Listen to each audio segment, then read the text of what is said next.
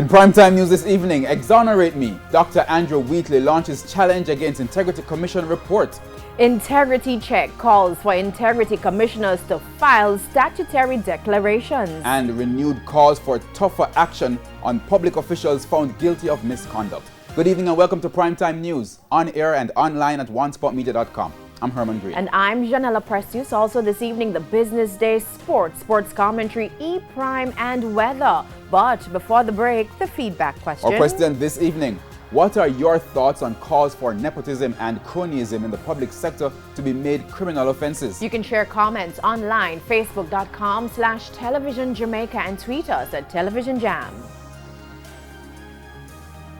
Please stay with us. Primetime News returns right after this break.